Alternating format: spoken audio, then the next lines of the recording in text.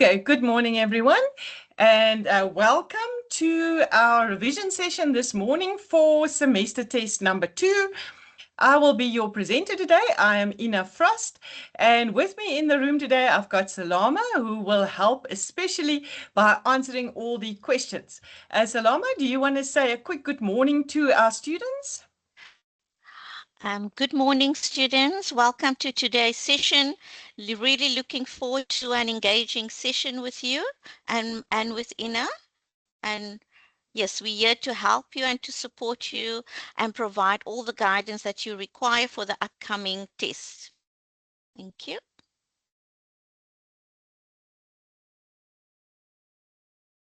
Okay, so let's get started then. We are excited to be here in the venue with you and to support you, as Salama said, for our upcoming test. Okay, so remember now, our semester test 2 will cover learning units 1 through to 6. So we start again at learning unit number 1.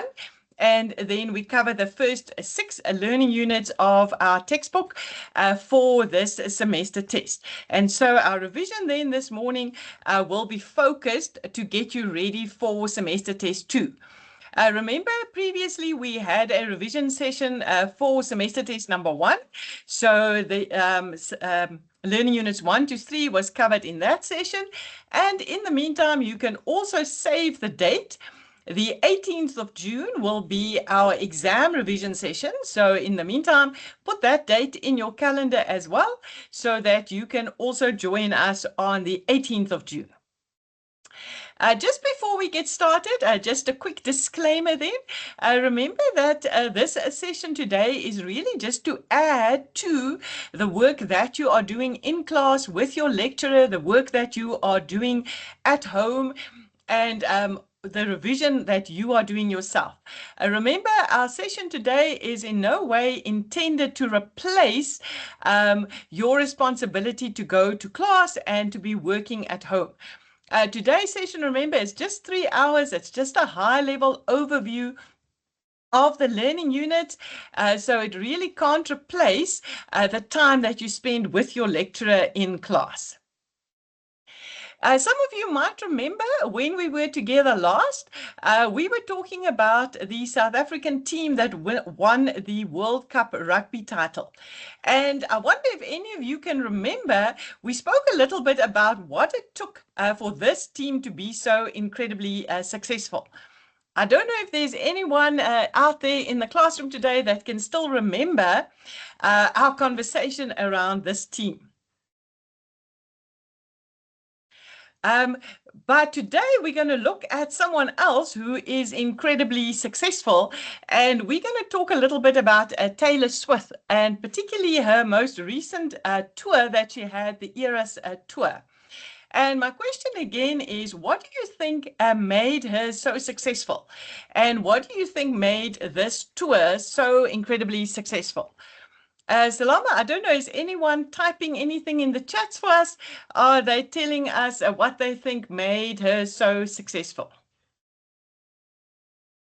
Hi, Ina. At the moment, I've got nobody, no responses on the chat.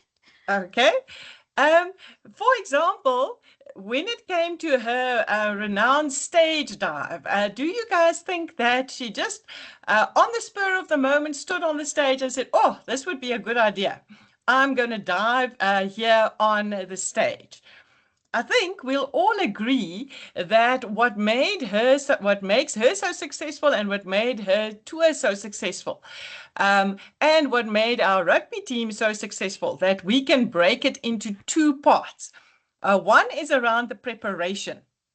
There must have been a huge amount of preparation and training and planning that went into these tours, into something like this stage dive that she did.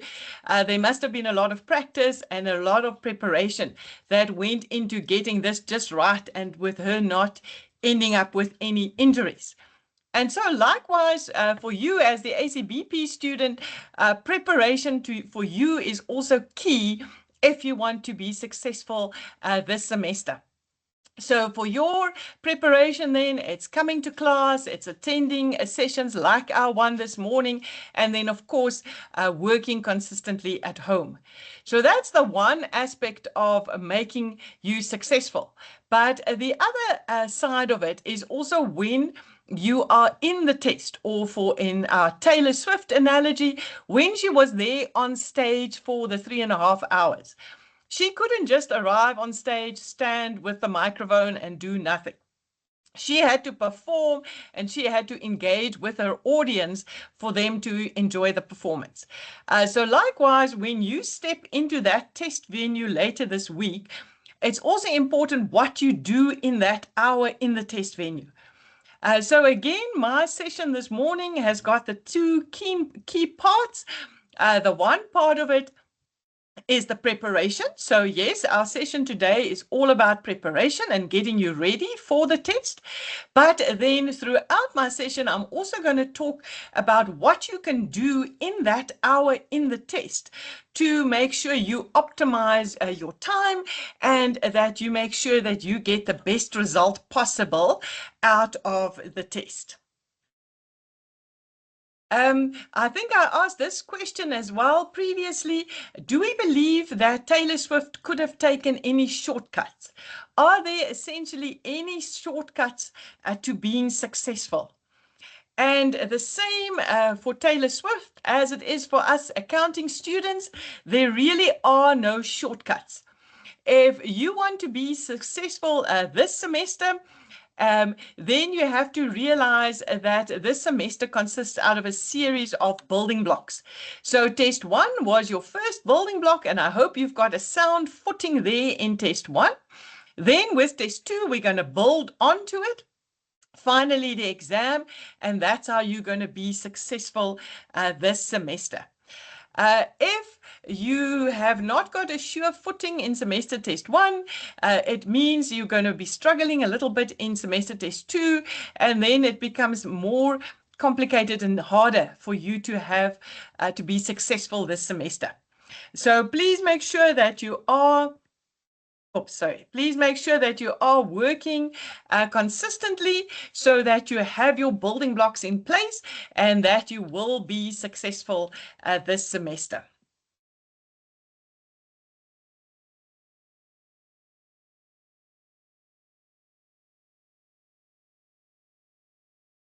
Okay, the next question then is yes, as you know, our session is being recorded, and yes, the link to the recordings will be shared with you. Please, will you check in with your lecturers on exactly how these recordings will be shared? This morning, we are joined by all the different brands of the IIE. So each brand will be sharing these recordings differently with their students. So please, will you make sure if your lecturer hasn't already told you, please check in with your lecturer and just make sure that you know how we're going to share these recordings with you.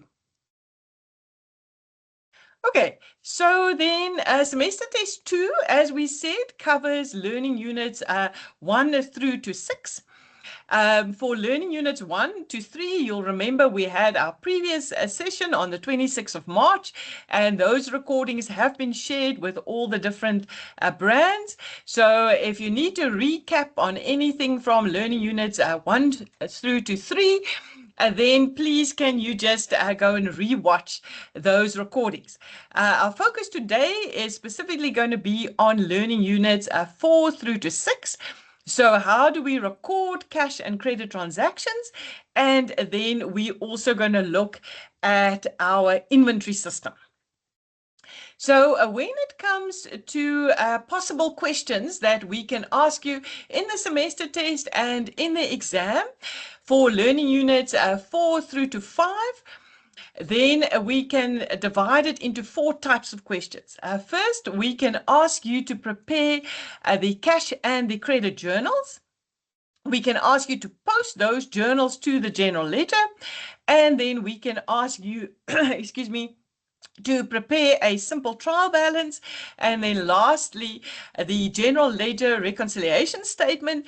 That's the one where the trial balance doesn't balance. And then how do you go about to correct it? Now, for any of these questions, I think at this point, I'm just going to turn off my camera now. I think you've all seen what I look like this morning, and you all know now who's talking to you. So at this point, I'm just going to stop sharing the camera, and we'll just carry on with the slides. Okay, so when it comes to answering these four broad sections of questions, you have to be able to do it for both the inventory systems. And you'll remember now out of Learning Unit 6, that's now where we show you the two inventory systems.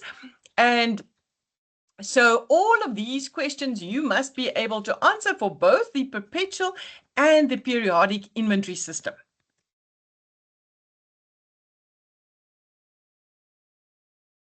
So now, when you are faced with a question, you will remember from our previous discussion, the first thing that you'll do is you first have to look at the marks that is allocated to the question. Because remember again, managing your time in the assessment is really key. You can't end up spending all your time on question 1, and then you either have to rush in questions 2 and 3, or you have to end up leaving out questions.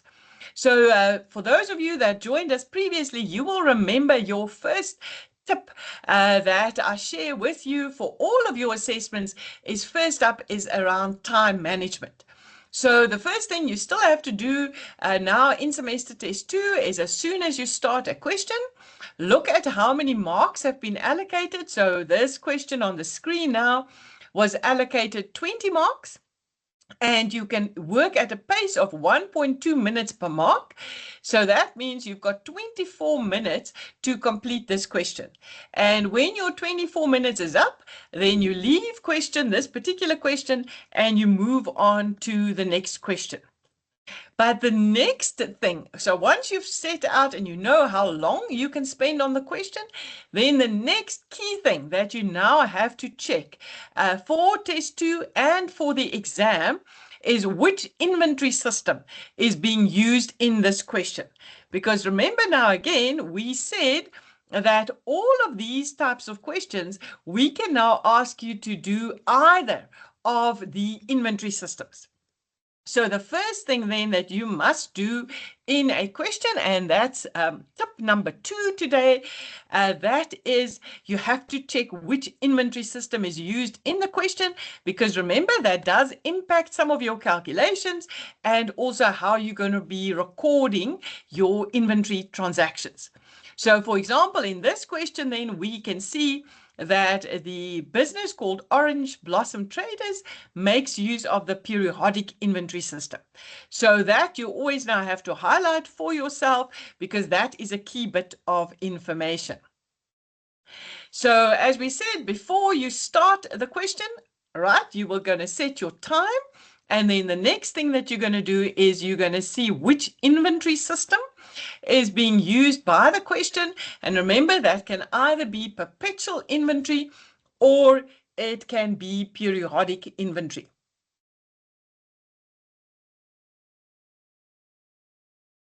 And if the question uses perpetual inventory, then remember your next question. And the next thing that you must look for in that question is which markup is being used. Is it a markup or is it a gross margin? Because that's going to impact how you calculate the cost of sales in the perpetual inventory system. And you'll recall those calculations come out of learning unit number 3. So if you're still struggling a little bit with your markup and gross margin calculations, then circle back to our recording for learning unit number 3. So if we come back now, so when we look at a question, so the first thing we're going to check is the time. Then the second thing we're going to check is the inventory system. And so in this question that's up on the screen now, in this question, they're making use of the perpetual inventory system. And then remember, we said the next thing you now have to check, and that is tip number 3 this morning, is are they making use of a markup or are they making use of a gross margin? Okay, so you must see which inventory system is your question using, and is it a markup or a gross margin? And that's very key information that you must make sure you've got before you progress with your question. Because we need to be able to do all the journals and the general ledger for both inventory systems, I'm going to start with learning unit number 6, just to make sure that you know the difference between the two inventory systems. And then we'll move back to learning units 4 and 5 and look at how we will tackle preparing journals and the general ledger using these inventory systems. But first, I think you just need a good understanding of the difference between these systems before we can actually start applying it in different questions. So yes, we've got the two inventory systems, one perpetual and one periodic. Remember again, we said that when you prepare yourself for our tests or for the exam, you need to just go back to your module outline and have a read through the outcomes for the particular learning unit. And you just need to say to yourself, would I be able to answer a question based on each of these outcomes? Because remember, this is what we want you to understand by the end of this learning unit. So these are the types of things that we are able to test you on in a particular assessment. In Learning Unit 2, some of you may remember that from your first semester test. There's an excellent little summary there on page 70 of Learning Unit number 2. And this summary is a really nice summary of your two inventory systems. They give you the 5 main categories of transactions, and then it shows you the difference of how each of these transactions will be recorded in the two different inventory systems. So please make sure that you include this page as part of your revision. This is a really excellent one-page summary of learning unit number 6. So the first thing that I just want to have a look at is now the general ledger and how these two different inventory systems impact our general ledger. So we're going to take a couple of transactions and we're going to see how will we record it in the perpetual inventory system and how will we record it in the periodic inventory system. Salama, everything still going well there in the chats? Any questions that's come up so far?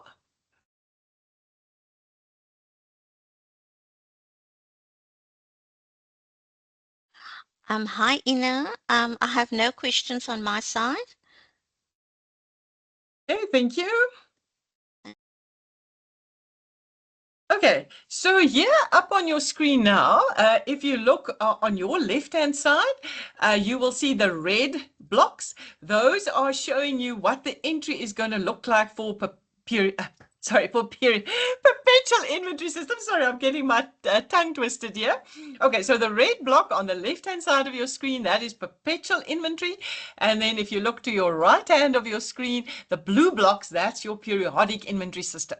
So all the next few slides are all going to be set out like this. To the left, perpetual inventory. To the right, periodic inventory. And then I'm going to show you in each instance how we're going to record the same type of transaction, but in the two different inventory systems.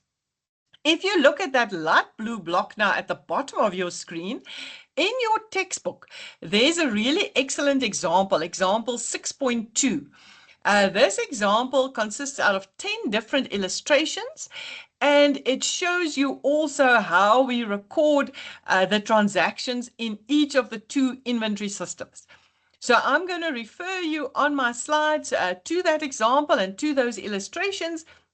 And then later, when you're back home, or even if you have your textbook with you now as well, you can quickly open up on that example, and you can see that it's been set out quite nicely in your textbook. So I would really recommend you working through example 6.2.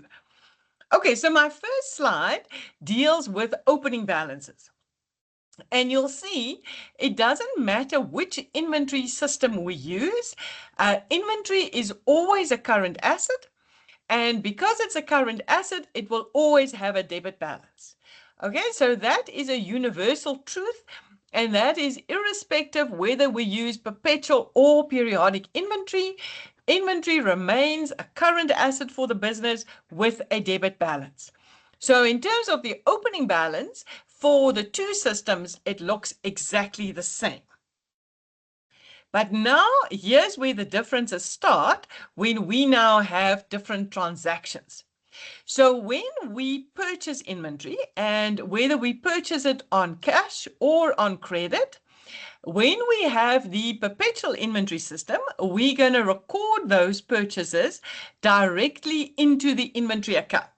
And you can see it there in those red blocks on the left-hand side of the screen. I've got bank and I've got creditors, and those are my cash and credit purchases of inventory. But now here is where the differences now begin. In the periodic inventory system, I am actually going to create a brand new account. And this account is called the purchases account. And a purchases account is an expense account. Okay, so that's an important thing to remember, that your purchases account is an expense account in the business. And that is now where I am going to record my cash and credit purchases of inventory. So on the perpetual side, I did it straight into the inventory account. But on the periodic side, you can see I've opened up a brand new account, and that's where I record the cash and credit purchases. And again, if you're going to look at that example 6.2, illustrations 2 and 3 will show you how to record the cash and credit purchases for the two inventory systems. Then the next type of transaction we can have is we can now return some of the items that we've bought. So in our perpetual inventory system, so if you turn your eyes to the left, we will again go to our inventory account. This time, of course, on the credit side of the inventory account, and that's where we're going to show the purchases returns from our creditors allowances journal. On the periodic side, I wonder if you can guess what we're going to do on that side. On the periodic side, we're opening up yet another new account. And this account we call the purchases returns account. And that is where we're going to record also on the credit side, but that is where we will record these returns of the items back to the original supplier. So I wonder if you can already see that there's a little bit of a pattern starting to form here. On the perpetual inventory side, we are recording all the inventory transactions directly into the inventory account.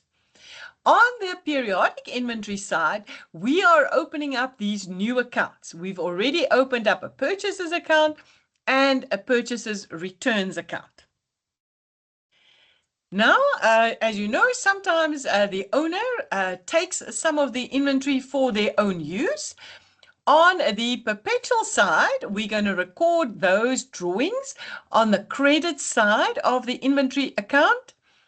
And on the periodic side, look at my little red arrow there. I hope you can all see the red arrow there.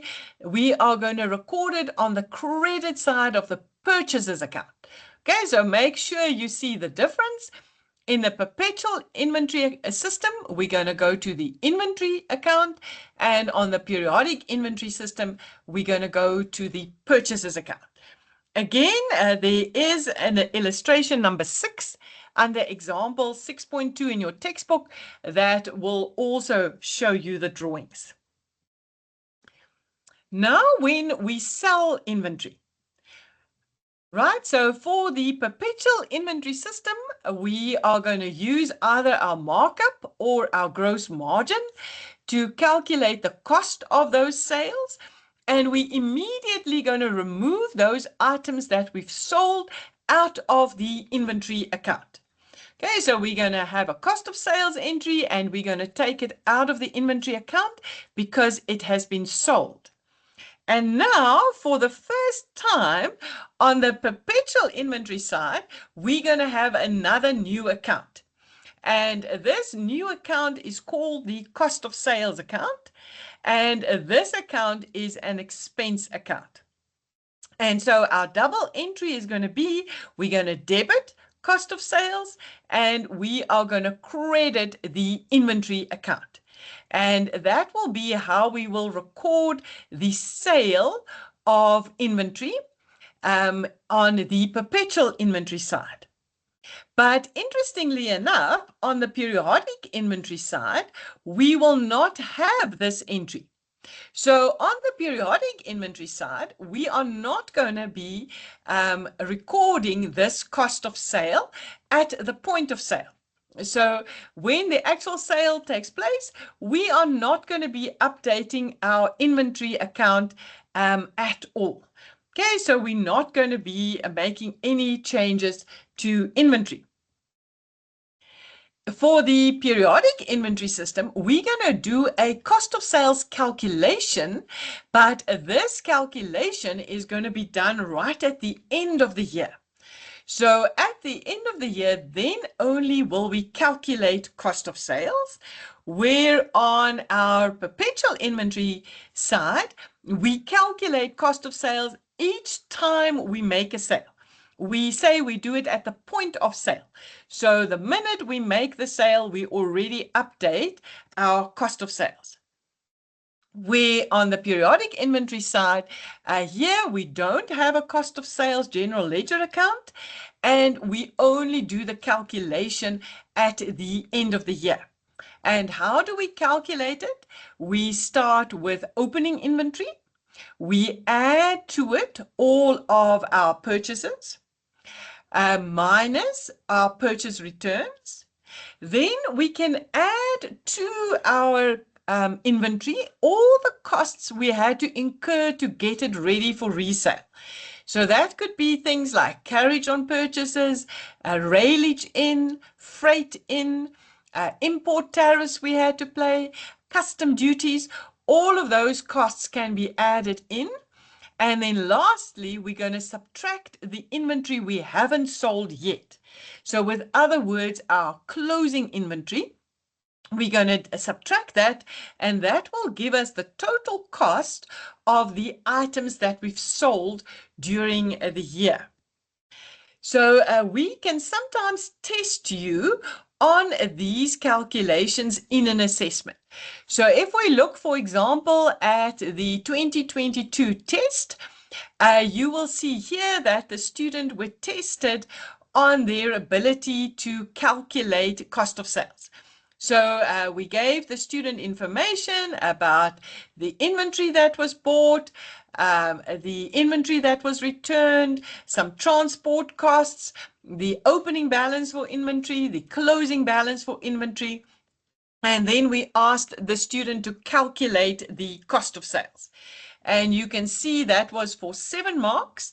And remember now again, if we ask you to make a calculation, and that brings us to tip 4 this morning, if we ask you to make any kind of calculation, you are definitely going to show us your workings, particularly if the calculation counts something like 7 marks, then you're definitely going to be showing us workings. And then in a calculation like this, where you're going to add certain amounts and you're going to subtract other amounts, you have to clearly show us which amounts are you going to add and which amounts are you going to subtract.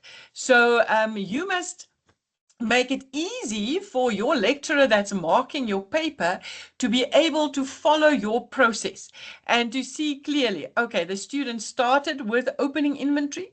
They then added the purchases to it. They subtracted the purchase returns. They added the transport inwards and the import duties. And then they subtracted the closing balance of the inventory. And that's how they calculated their cost of sales. So please, tip number 4, and I'm sure, Salama, you're going to agree with me on this.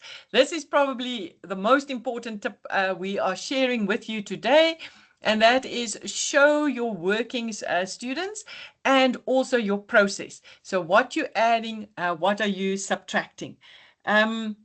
Salama, do you want to add anything for our students? Hi, Ina. Yes, maybe what I could just maybe also remind students also from past, when we marked tests and exams, I've always experienced that the students, the opening inventory and the closing inventory, they always tend to swap those amounts around. So what they always need to remember as a guideline is the dates. Always remember that your opening inventory balance will be the first. We will always give you the date, and it will be the first of if for this financial year, for example, the financial year started in January and ended in December. It could maybe be where the financial year started in March and ended in February. But always remember that the date will guide you as to for you to know which one is your opening balance that you need to add, and that the closing balance will be the amount at the end. So it will always be the 31st. Okay. And the opening will always be the first of a particular month. Okay, so the one you must add and the other one you must subtract. And like Ina just mentioned now, please, we need you to show us those pluses and those minuses. And if you're not going to show a minus, like Ina shared here on the slide, then put the amount in brackets, because that clearly tells us that you are subtracting those amounts. Thank you, Ina. Thanks. Thanks, Salama. Yes, you can either put it in brackets, make a minus, or you can even write the word less purchase returns. Just anything that can give your marker an indication which numbers are we adding and which numbers are we subtracting.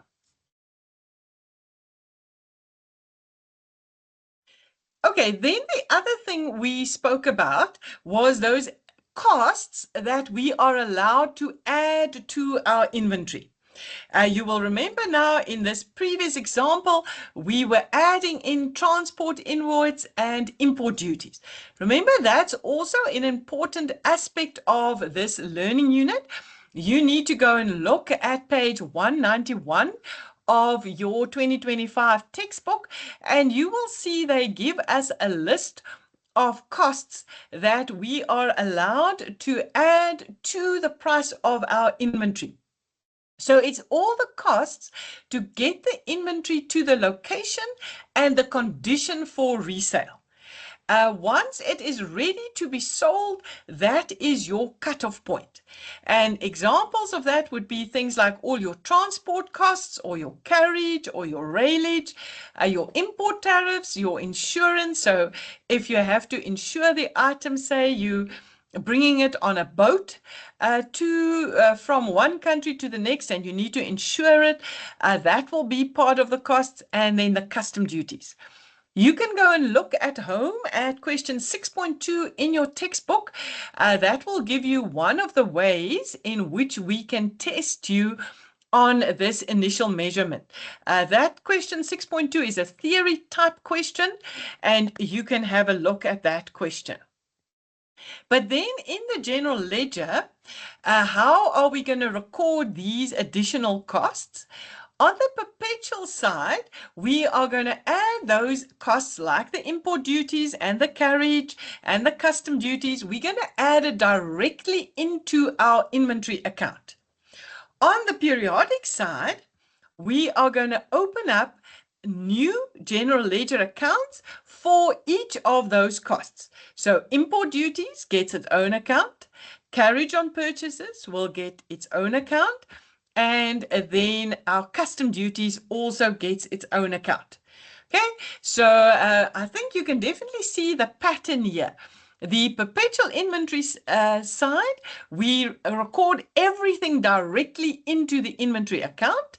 where on our periodic inventory side, you can see we have a series of different accounts. One for purchases, one for purchase returns, one for import duties, one for the carriage on purchase, one for custom duties, and the like. So again, please go back to your example 6.2 in your textbook, where there is all of these different illustrations, and then where it shows you how to record all of these transactions. Here, for example, this is another way that we can test you on these additional costs. So remember, I said go and look at question 6.2 in your textbook. Now, question 6.2 was more of a theory type question, where this question, also from the 2022 test paper, this one is more a practical application type question, but based on the same, we're testing the same principle, whether you understand which costs you can add to the cost of your inventory. And here we're asking the student to calculate the cost of each of these plant pots that is being bought by this business. So I have included, yes, here is the solution. So you can go and try this question from the 2022 past paper. You can go and try the question at home, and then you can circle back to our recording, and you can come and just check if you've got your answer correct. And then I'm just adding in again a tip number 4. Remember to show all your workings, period. Okay, so please, we can't overstress the importance of showing workings when you are busy with an accounting paper.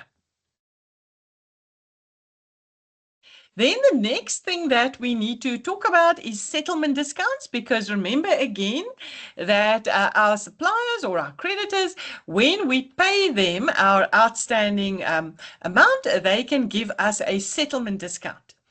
And how are we going to record these settlement discounts?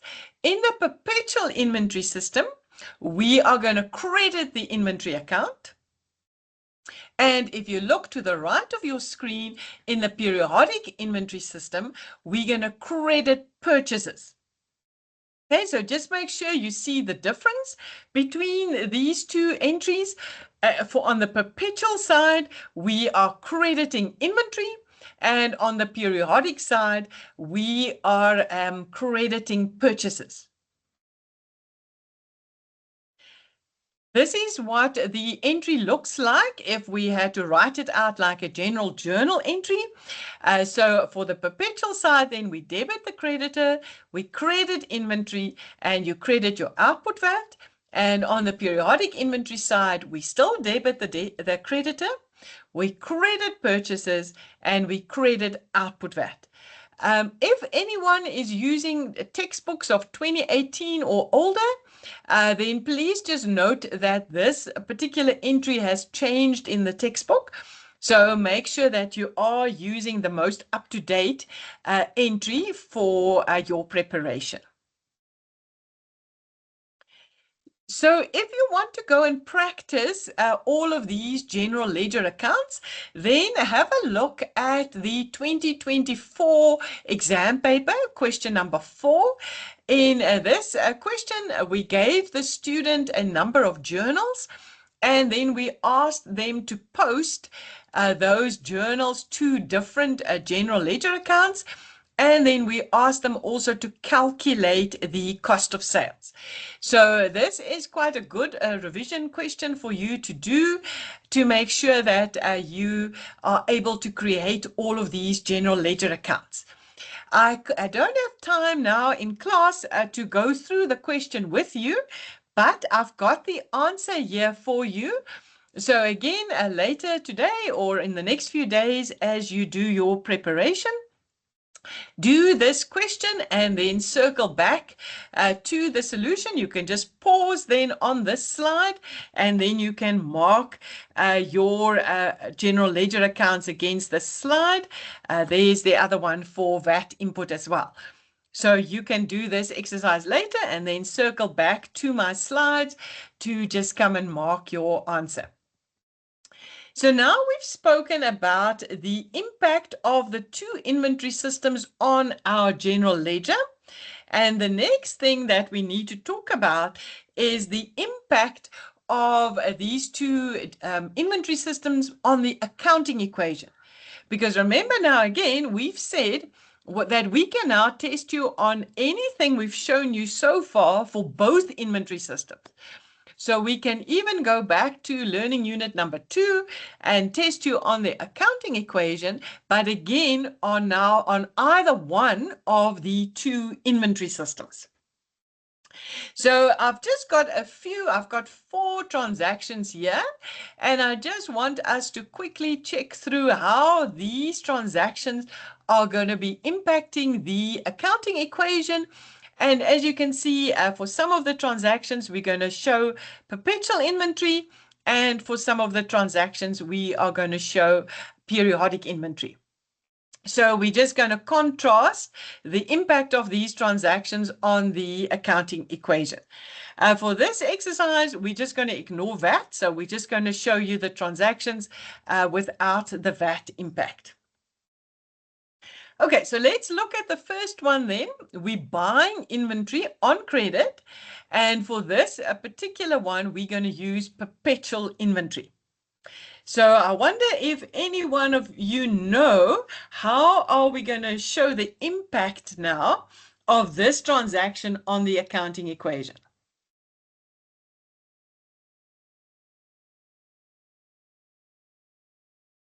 Okay, let's see. Has anyone got an idea how are we going to record this transaction?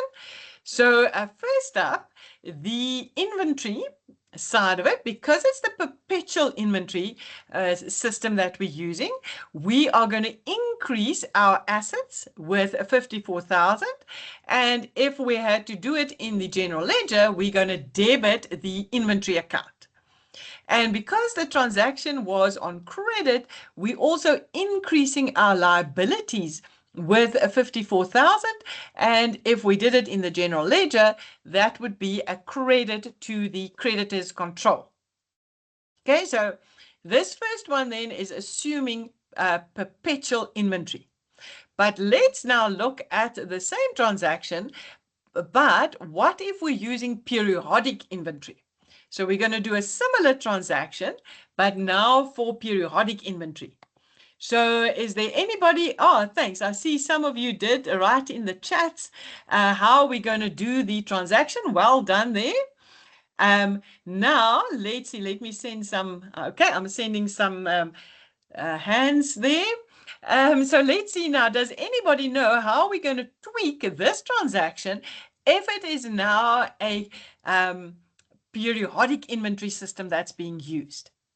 Okay, let's see if anybody wants to put it up in the chats. What will we do now to change the impact on the accounting equation if it is now periodic inventory?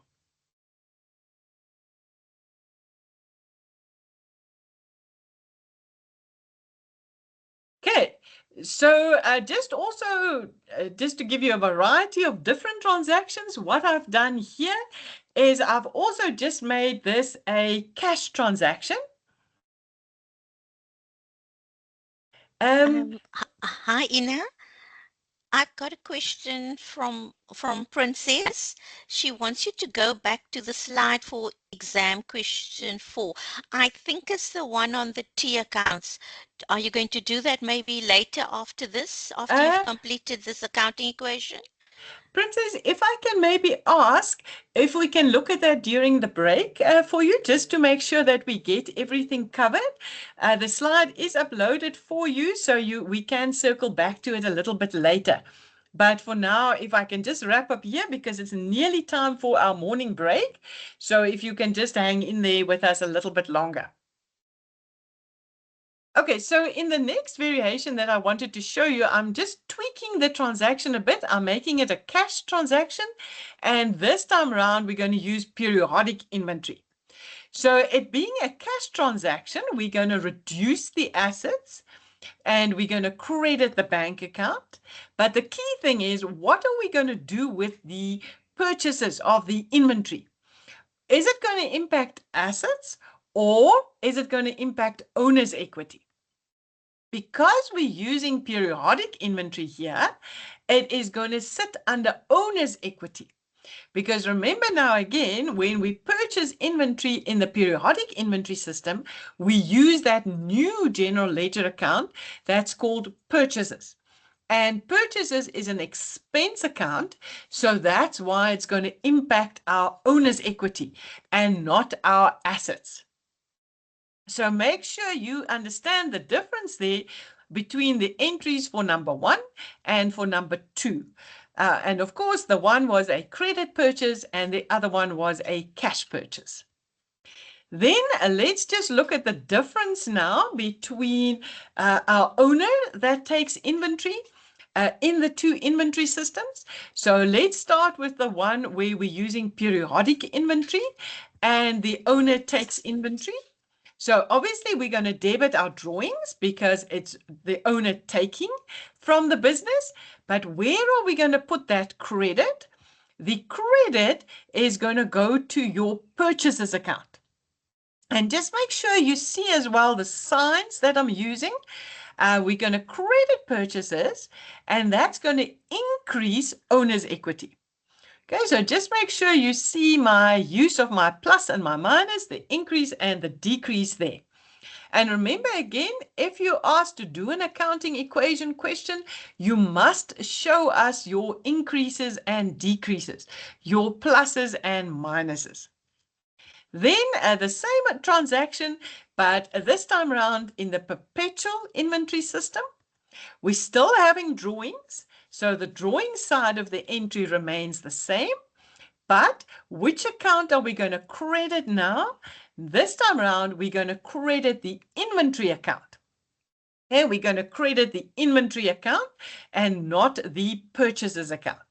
So just make sure you can do the two inventory systems in terms of the general ledger and then in terms of the impact on the accounting equation.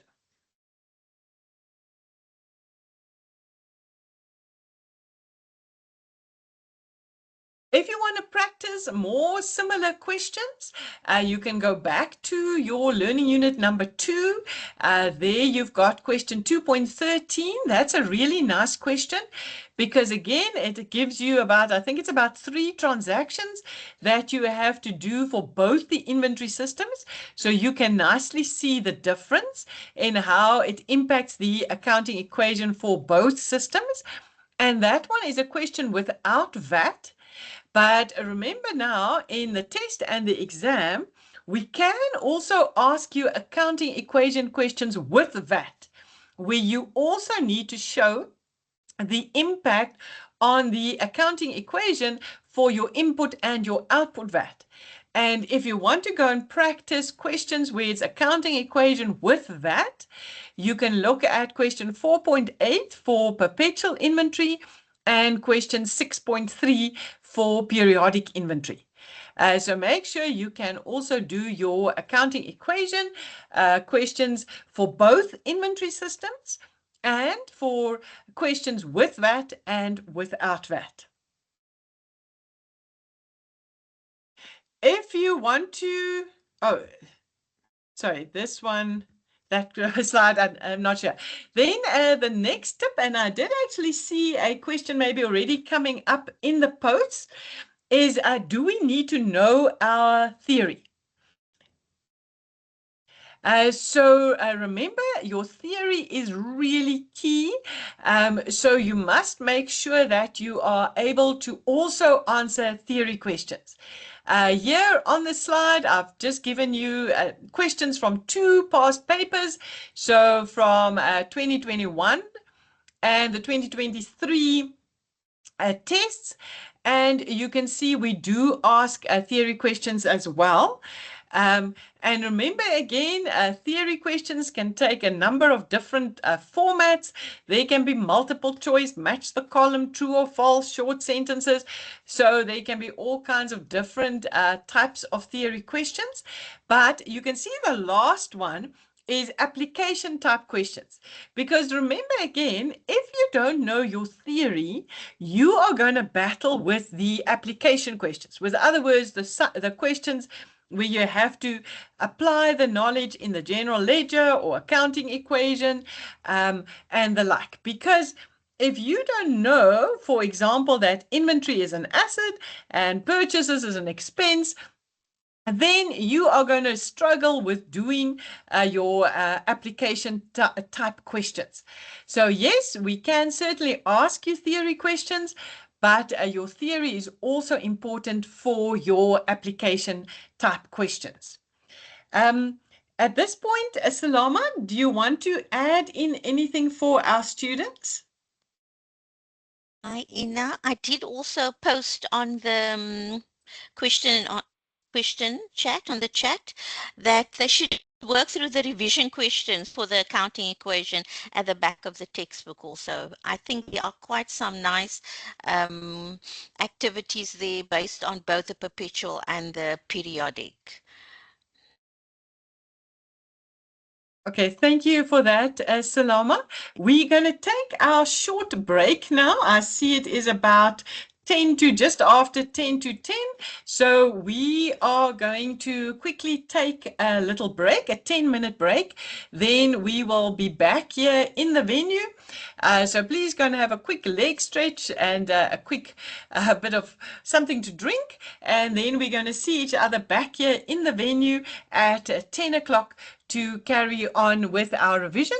And I think this was the slide that one of the students asked to see a little bit earlier. I don't know if you want to just quickly repost your question, then we can just discuss it here. Ina, I think it's the previous one before this with all the T accounts. And one thing I did remind them here is whenever they are doing the general ledger is just to apply the debt click rules again. Okay.